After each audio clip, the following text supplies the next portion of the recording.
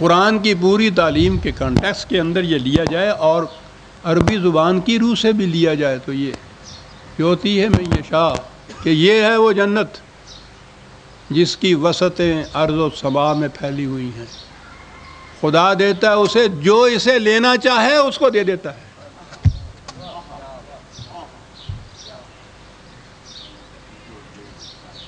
من یشاء بڑے سادہ سے دو لفظ ہے عربی زبان کے. کسی عربی جاننے والے سے پوچھ لیجئے کہ صاحب یہ معنی اس کے ہیں یا نہیں. ٹھیک ہے, یہاں بھی کتنا بڑا اختیار دیا ہے. جہنم میں وہ نہیں جاتا جس کو وہ چاہے جہنم میں جو اسے لینا ہی نہ چاہے وہ تو سیدھی بات ہے کہ صاحب یہ میں لینا ہی نہیں چاہتا تو پھر وہ جہنم ہو گئی. جو لینا چاہے اسے ہم دیتے ہیں. اب لینے کے لیے اس نے کچھ قاعدے قانون مقرر کر دیے, سیدھی بات. جو بھی آئے اس کو بہرحال سفر کرنا ہے تو ٹکٹ لینا ہوگا, اسٹیشن پہ پہنچنا ہوگا, سیٹ ریزرو کرانی ہوگی, اس گاڑی میں بیٹھنا ہوگا جو کراچی جانا ہے, جو کراچی کی طرف جانے والی ہے, پشاور والی گاڑی میں نہیں. پھر وہ کہہ دے گی حکومت کہ ہم اسے کراچی پہنچا دیں گے جو کراچی جانا چاہے گا.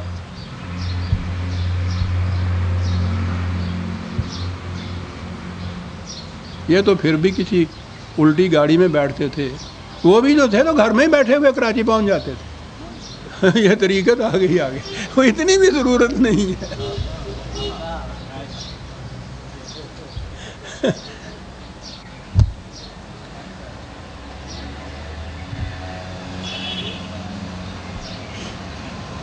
یہ ہوتی ہے من یشاء. کیا بات ہے اس قادر مطلق کی, ہم دخل نہیں دیں گے. جو لینا چاہے, پھر یہ بات نہیں ہے کہ جو لینا چاہے لے لے, یہ ہوتی ہے ہم دیں گے اس کو جو لینا چاہے. مجبور تو وہ ہو گیا. جب آپ نے قاعدے کے مطابق ٹکٹ خرید لیا, ریزرویشن کرا لی, وہ گاڑی آ گئی جس میں آپ نے جانا ہے, اس میں بیٹھ گئے, اس کے بعد آپ کو جنرل مینیجر تک بھی وہاں سے اٹھا نہیں سکتا. میں نے قاعدے اور قانون کے مطابق یہ سیٹ لی. یہ ہوتی ہے من یشاء. کیا کروں بیٹا عزیزان من, کیا کیا چیزیں قرآن کی عرض کروں آپ کے ساتھ.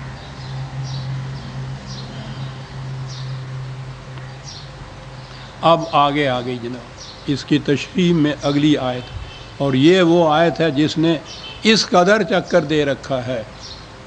یہ غلط عقائد پھیلانے کے لیے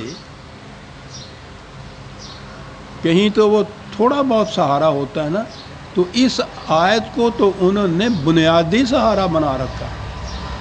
ما اصاب من مصیبت فی الارض ولا فی انفسکم الا فی کتاب من قبل ان نبرأها ان ذلک علی اللہ یسیر لکی لا تأسوا علی ما فاتکم ولا تفرحوا بما آتاکم.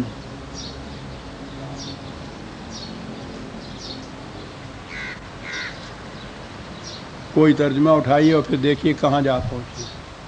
وہ بات جو ابھی میں نے کی تھی کہ سارا کچھ پہلے سے مقدر میں, قسمت میں لکھا ہوتا ہے, اور وہ ایک کتاب ہے لوح محفوظ جس کو کہتے ہیں یہ اپنے اللہ کے ہاں, اس میں ہر ایک کے متعلق لکھا ہوا ہوتا ہے, پہلے سے لکھ دیا ہوا.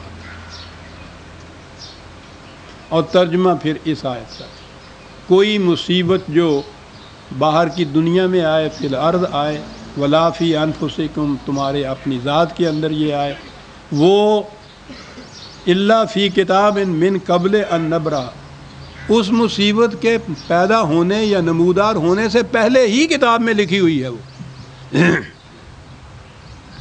میں عرض کر رہا ہوں کہ اس کا پھر وہ عام ترجمہ کر کے من یشاء کو تقویت کیسے پہنچ رہی ہے, پہلے سے لکھی ہوئی ہوتی. بھئی یہ کیوں لکھ دی پہلے سے یہ سارا کچھ؟ وہ اس لیے ہاں ان ذالک علی اللہ یسیر, یہ اللہ کے لیے بڑا آسان تھا. اس لیے کہ وہ تو علیم ہے، اس کا علم تو لا منتہا ہے، عالم الغیب ہے، ہر ایک کے متعلق وہ جانتا ہے کہ اس نے کیا کرنا ہے کیا نہیں کرنا ہے۔ تو یہ تو سوال ہی نہیں پیدا ہوا کہ اس نے کیا کرنا ہے، یہ کہ ہم نے کیا کرانا ہے اس سے۔ تو جس کی قدرت یہ ہو کہ وہ ہر فرد کے متعلق اس کو ہوا کہ ہم نے یہ کرانا ہے اس سے، اور اس کا پھر علم ہو سارا ہی اس کو، تو اس کے لیے مشکل کیا ہے کتاب میں یہ لکھ دینا؟ کہا کہ دیکھیے کہہ دیا اللہ نے کہ بڑا آسان ہے ہمارے لیے۔ کاہے کے لیے یہ کیا؟ لِکَیْ لَا تَأْسَوْا عَلَىٰ مَا فَاتَکُم، اس لیے کہ تمہیں جو نقصان پہنچ جائے اس کے اوپر پھر رنج نہ کرو، تم افسوس نہ کرو۔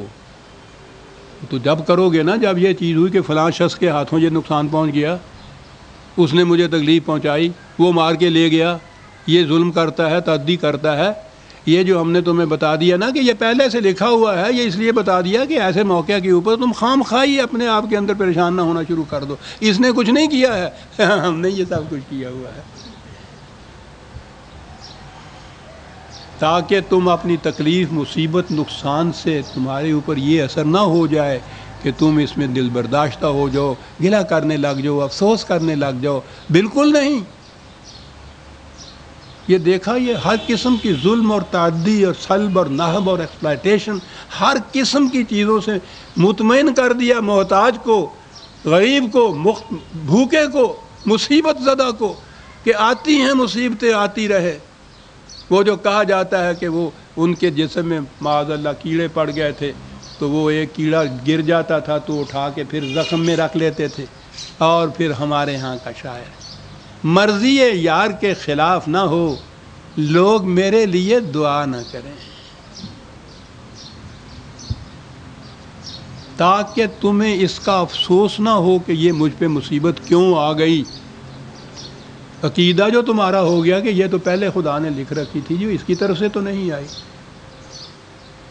وَلَا تَفْرَحُوا بِمَا آتَاكُمْ، اور پھر جو کچھ مل جائے تو اس کے اوپر بھی خام خواہ متکبر نہ تم ہو جاؤ، یہ بھی اسی کی طرف سے وہ جو دیا ہوا۔ یہ تو چھوڑ دیجئے، کون نہیں متکبر ہوتا۔ اصل چیز تو یہ تھی کہ وہ جو مار پڑے تمہیں اس قدر، اس کے خلاف حرف شکایت زبان پہ نہ لاؤ۔ عقیدہ یہ رکھ دیا کہ پہلے سے کتاب خداوندی میں تو لکھا ہوا تھا، اور اس کو کوئی ٹال نہیں سکتا، اس کو کوئی بدل نہیں سکتا۔ اس کے خلاف میں نے یہ کیا کہا؟ وہ جو وارنٹ گرفتاری لے کے آتا ہے وہ سپاہی، اس سپاہی کے خلاف کیا رنج اور اس کے خلاف کیا گلہ؟ وہ تو لے آتا ہے کسی اتھارٹی کی طرف سے، ایک پروانہ لے کے آتا ہے۔ اس نے جو تکلیف پہنچائی، مجھے نقصان پہنچایا ہے، وہ اس میں اس کا کوئی قصور نہیں ہے۔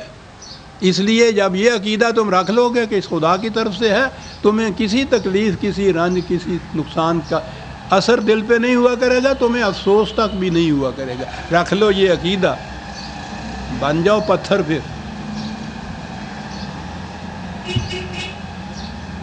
محسوس تک نہ کرو اس کے خلاف، مرضی یار کے خلاف نہ ہو۔ جی مفہوم تو میں بعد میں عرض کروں گا۔ ان کی صورت یہ ہے کہ جہاں تک حسب منشا ہوتا ہے نا، وہیں تک قرآن کی آیت لیتے ہیں، حتیٰ کہ آدھی آیت ہی لے لیتے ہیں، آدھی چھوڑ دیتے ہیں۔ وہ آیت کا تو آپ کو پتہ ہی ہے، یہ نکاح کے وقت میں نکاح نامے کے اوپر بھی لکھی ہوئی ہوتی ہے۔ آیت یہ ہے وَإِنْ خِفْتُمْ أَلَّا تُقْسِطُوا بَيْنَ النِّسَاءِ ہے، یہی ہے نا جی، پہلا ہے۔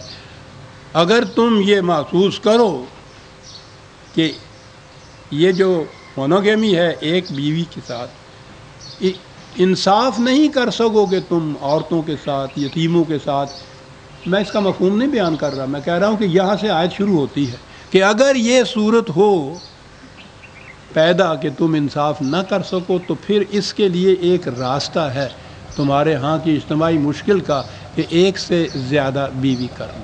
یہ ہے آیت۔ نکاح خواہ کو کبھی سنیے گا، وہ پہلا ٹکڑا پڑتا ہی نہیں ہے، فَانكِحُوا مَا طَابَ